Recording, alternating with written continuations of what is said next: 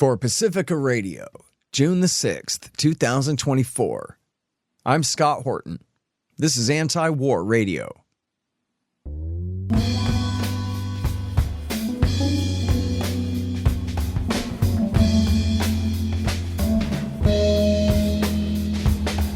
All right, y'all, welcome to the show. It is Antiwar Radio. I'm your host, Scott Horton. I'm the editorial director of Antiwar.com, and I'm the author of the book, Enough Already, Time to End the War on Terrorism. You can find my full interview archive, more than 6,000 of them now, going back to 2003 at scotthorton.org and at youtube.com/Scott Horton Show and all the other video sites /Scott Horton Show and all your favorite podcatchers out there. All right, so our guest today is the great Kyle Anzalone. He's our news editor at the Institute and opinion editor of Antiwar.com, and he's the host of the great podcast, Conflicts of Interest. Welcome back to the show, Kyle. How you doing? Doing well, Scott. Thanks for having me back on here. Very happy to have you here, although for the unfortunate circumstance of talking about all the bad news. But I guess I'll start with a little bit of the politics of the bad news, which is that Joe Biden came out with a proposal by him, not just his people or his State Department, right, by the White House for a peace deal in Palestine. So what are the developments there? Yeah, so last Friday, Scott, Joe Biden came out in the afternoon and delivered what was supposed to be a big address.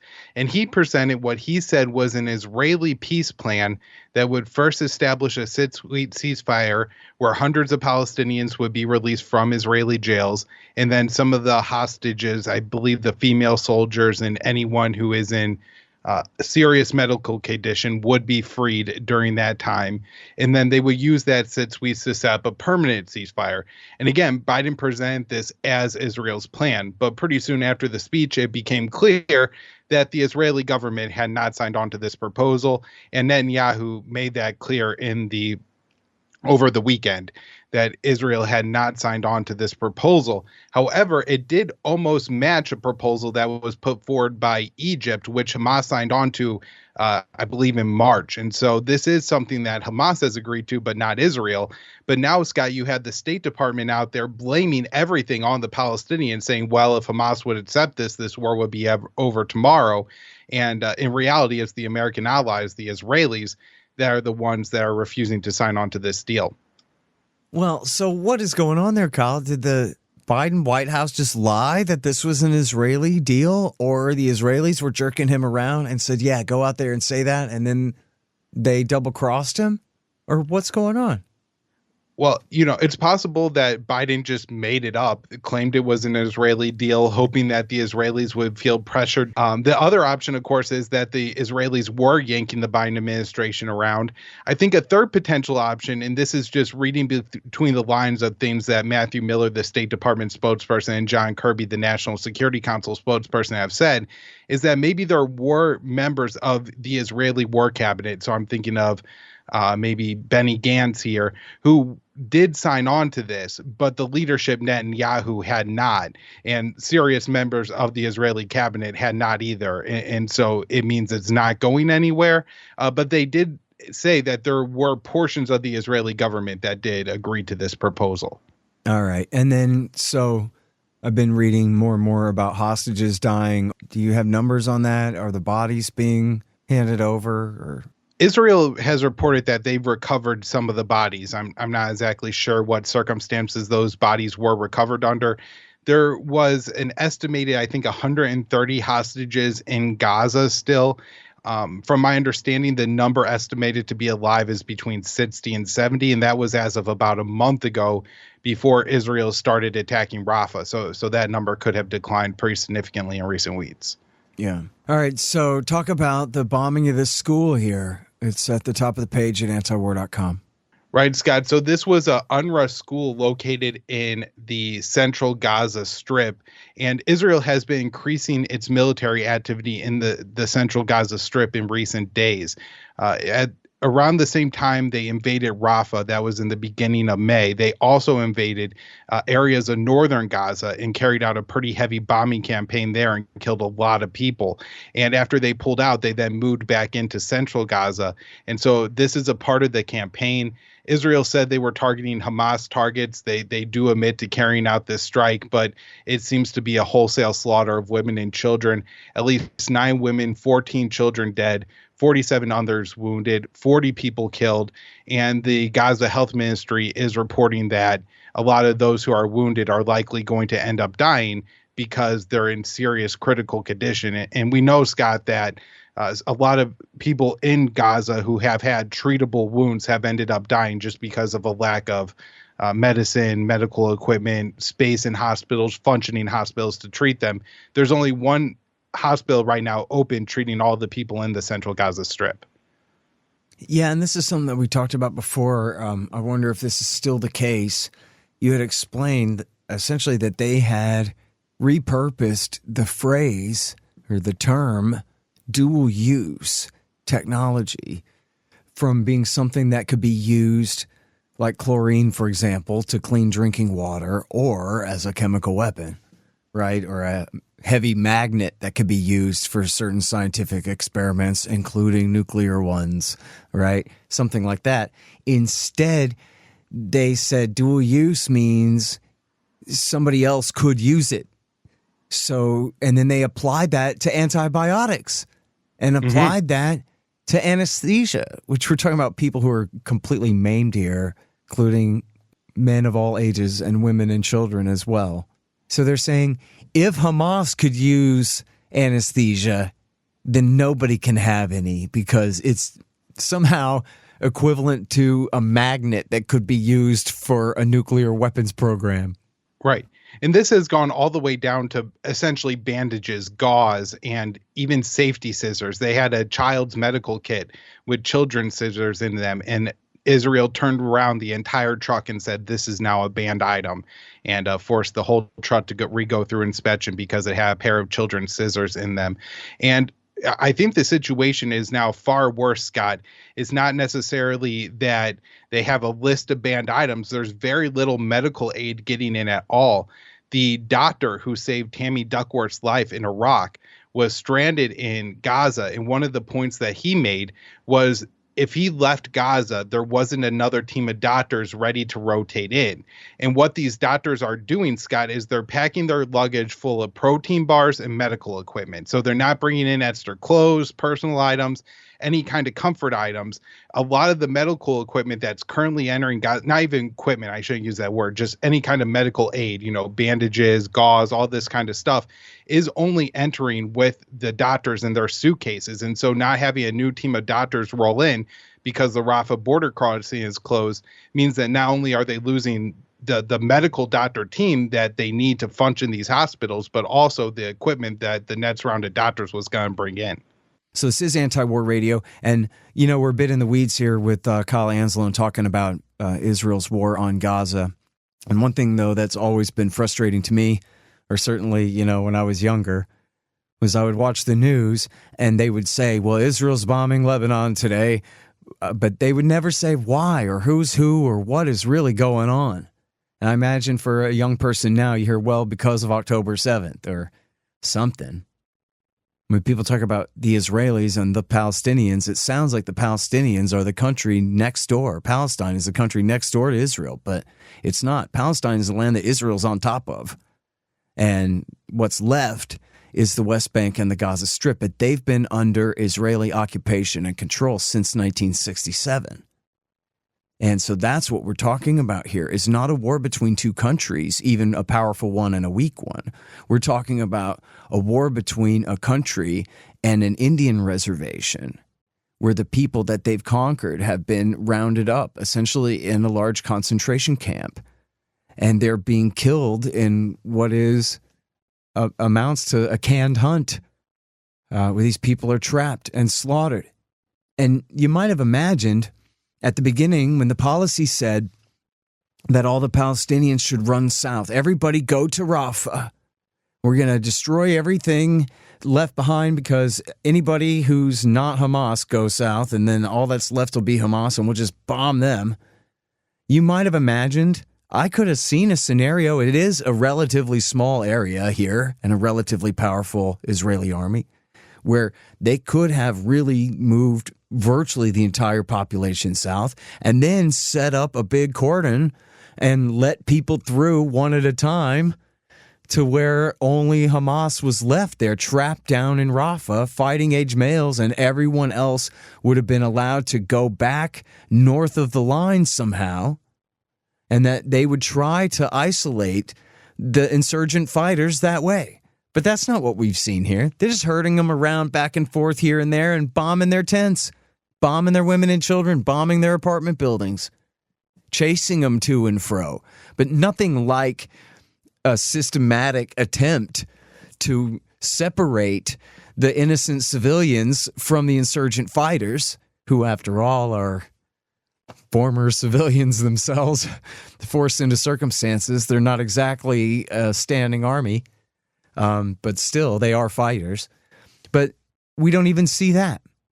Instead, we see essentially what looks like the Israelis having fun, slaughtering people for the entertainment of it, blowing up cars full of civilians, blowing up apartment buildings full of civilians to show how tough they are, bulldozing entire cities, what's left after they bombed them. And it's really incredible. It's happening on all of our watch right now, in our name, with our money, at the hands of our government, which supplies virtually every bomb. America and the Germans, but America's the vast majority of it. Supplies every bomb, all the intelligence. So every bit of the war crime that you hear Kyle Anzalone describe here on the show today, this is all the United States government's responsibility, and then to whatever degree you perceive it, your own, to try to stop it. That's where we're at. So, Kyle Anzalone, speaking of the slaughter of the Israelis bombing a United Nations school, killing scores of civilians, in other words, a Wednesday over there in Palestine. Tell us about the rest of the humanitarian crisis. I know, as we've discussed, they have all these insane restrictions on the aid getting in. But can you tell us what aid is getting in at all, and or elaborate, if you could, about the consequences for the civilian population there being essentially completely cut off from any kind of trade or aid from the world at all here? All right, so Scott, there's a lot there, but I think we should start with Biden's pier, which is now crumbled and sitting in an Israeli port as they're trying to put it back together. This was Biden's real solution for getting aid into Gaza, even though it was only going to get a token amount of aid in anyways. I think they are hoping for between 90 and 160 trucks worth of aid entering the pier. And apparently that pier was only going to be able to operate in ideal weather with 15 mile per hour winds and 3-foot high waves. It fell apart. And so that's got a lot of problems. And additionally, Scott, with that, while the Pentagon said there would be no American boots on the ground, we actually now have confirmation from the Telegraph that the U.S. went and parked a MLID, which is a mine resistant vehicle with a bunch of electronic equipment and a 30 millimeter chain gun on top of it on the beach in very shallow water. You could see a picture of it in probably 2 to 3 foot water. And this is a weapon designed for war with Russia, and they're field testing it in Ukraine. It's designed to shoot down slow, first person drones and things like that. And so they actually brought that to the beach of Gaza and were field testing it just to show how deep the American coordination here is with the Israeli military. Other places throughout the Gaza Strip, aid isn't entering through Rafah. They say some aid is coming in through the Karim Shalom border crossing, but aid agencies say it's too irregular and there's not established routes as far as we're going to get this truck to this warehouse and then we're going to cook food or distribute food to people in this region. None of that is set up right now. So they say the aid coming in really isn't helpful at this point in time. A little bit of aid is trickling in through the north, but humanitarian agencies are saying once again, the people of Gaza are on the brink of famine, and areas of northern Gaza are in a full-scale famine. And this means that at least a small number of people are starving to death every day in northern Gaza. Hey guys, I've had a lot of great webmasters over the years, but the team at expanddesigns.com have by far been the most competent and reliable.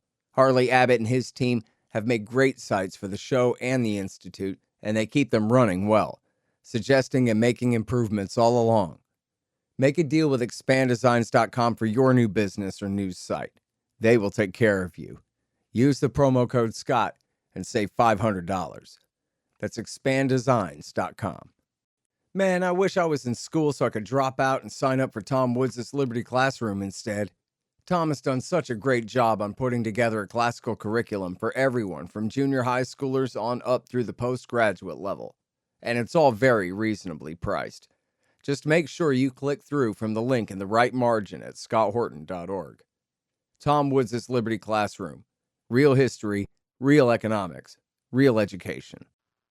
People say to me, Scott, how do you get so much work done all the time? Coffee. It helps keep me from falling asleep. And it tastes really good because I get it from Moondo's Artisan Coffee at moondosartisancoffee.com. Moondo's is kind of the anti-Starbucks in that their coffee tastes real good. They have lots of great choices, representing all kinds of regions, blends, and flavors. I'm drinking the Ethiopian presently. Hey, wait, also, do you like saving money on good-tasting coffee? Right now, you can get 10% off and help support this show if you just go to moondosartisancoffee.com/Horton. Find the link and the QR code in the margin at scotthorton.org. That's moondosartisancoffee.com/Horton. All right, well, let's talk about the danger of, well, first of all, talk about the present of the strikes back and forth between Hezbollah in southern Lebanon and the Israelis, and then also the potential for that getting much worse. There's been threats all along of the border conflict there turning into a real war. Right. And we've had Jason Ditz at Antiwar.com covering for this almost every day, writing up the Israeli airstrikes in Lebanon and then the Hezbollah response in Israel. And again, this has been going on every day.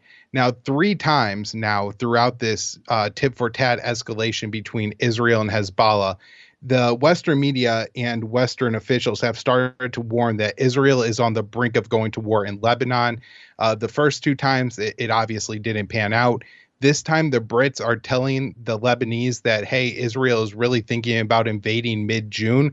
I'm not sure if this is London trying to work with Tel Aviv to bully Hezbollah to just agree, or if this is an actual warning like, hey, Israel is really about to go to war here. Prepare yourselves. And the Qataris are also warning Lebanon as well. So it does seem like this is something that we're potentially going to see in the coming days. The Israeli government is saying that they're ready for war with Hezbollah, but again, they have been saying that for the past 8 months. Yeah, I wonder about whether they're really prepared for that. I mean, we saw what happened in 2006, and it seems like the Lebanese would be much more prepared. That was, 18 years ago, and they've had small strikes here and there, but their weapon stores have been slowly building virtually this whole time. So it seems like it'd be a hell of a fight for an IDF who can't seem to really accomplish their goals in the Gaza Strip beyond just killing people. Right. And I do think that has to be a part of the discussion here, Scott, is that Hezbollah is capable of doing a lot of damage to Israel and really hurting the Israeli state, probably killing a lot of Israeli civilians. And of course, Israel could absolutely decimate Lebanon. And so I'm sure there's a lot of understanding here on both sides that this really isn't a war that's going to benefit either of our people. At the same time, leaders have known this before, and we've still ended up in major wars. Yeah, I'm thinking about this Israeli that I was talking to when the war first started last fall, who was, I guess, kind of a Twitter friend, and I interviewed him once or twice. And he was an Israeli veteran of that war. And he talked about how kind of non-committal it was and how he deployed to a room where they sat and played cards, or I forgot exactly what he said, but they sat there and did nothing and then went home. And the guys who fought got their asses handed to them and turned around. The whole thing lasted just a few weeks. And there were real concerns that thing could escalate, but Hezbollah just handled themselves, and that was it. I'm trying to remember now, like, how bad their missile barrage was against northern Israel. I'm sure they had to evacuate the northernmost settlements there. But I've heard rumor that now they're expected to have missiles with the range that can hit Tel Aviv.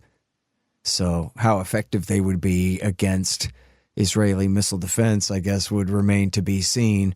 But the idea, they say they have tens of thousands or hundreds of thousands of these rockets of different ranges, that if it came to like a real, everything at stake, total victory or defeat type situation, and they were to unleash all of that, I don't know if anybody could shoot all that down. Absolutely, Scott. And you also had to think of, if not the Syrian government, because Bashar al-Assad isn't particularly strong, but certainly Shia militias in Iraq and Syria and the Houthis in Yemen may contribute to the strikes on Israel to help overwhelm the Israeli missile defense system. I do think that if Israel did commit and start a war in Lebanon, it would be very hard for them to turn tail and run when you have real lunatics like Itamar Ben-Gvir and Bezalel Smotrich in the Israeli government, who would, I'm sure, prefer to nuke Beirut short of leaving Lebanon. Yeah, well, that's true.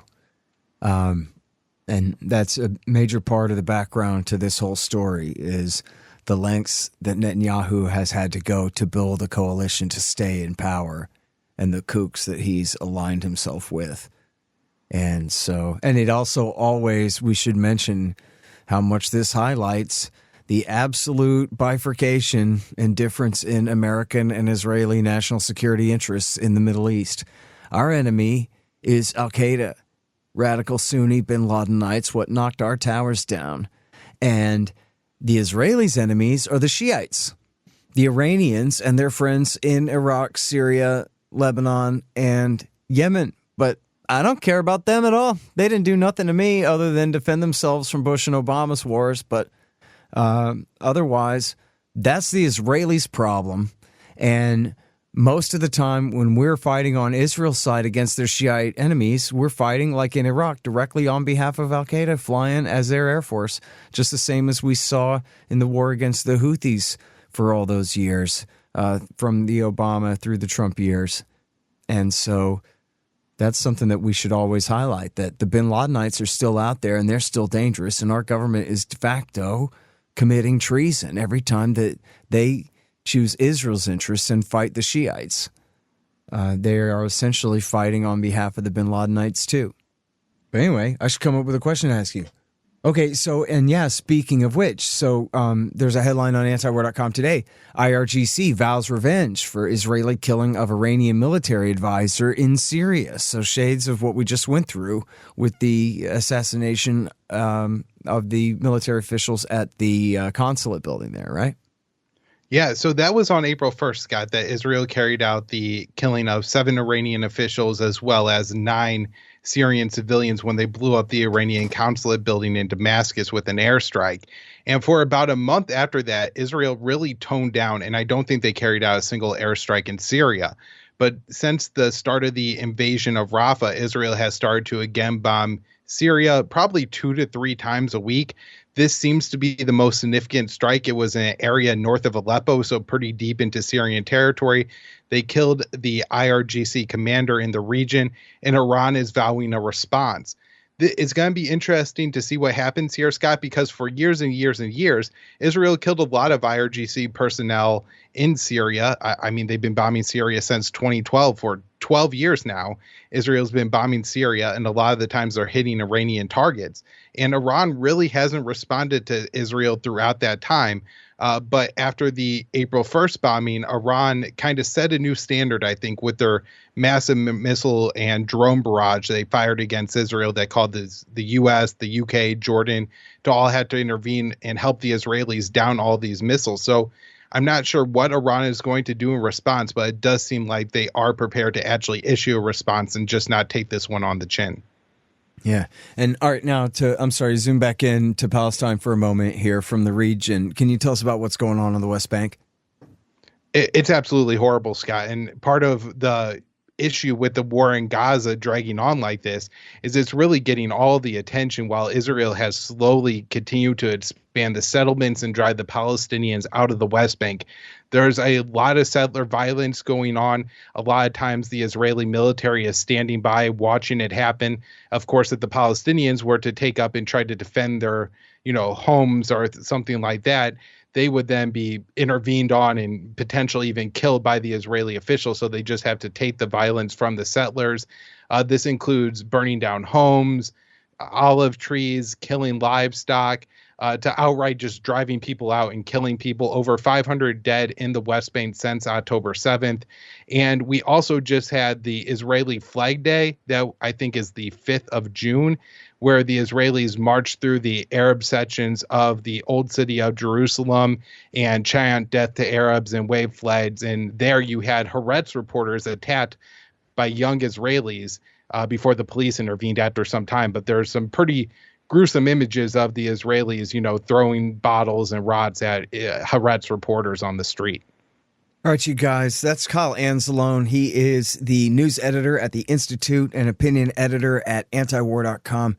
And check out his great podcast, Conflicts of Interest, as well. Thanks so much for your time. Thank you, Scott.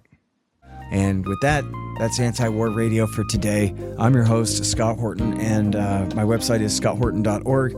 And I'm here every Thursday from 2:30 to 3 on KPFK 90.7 FM in LA. See you next week.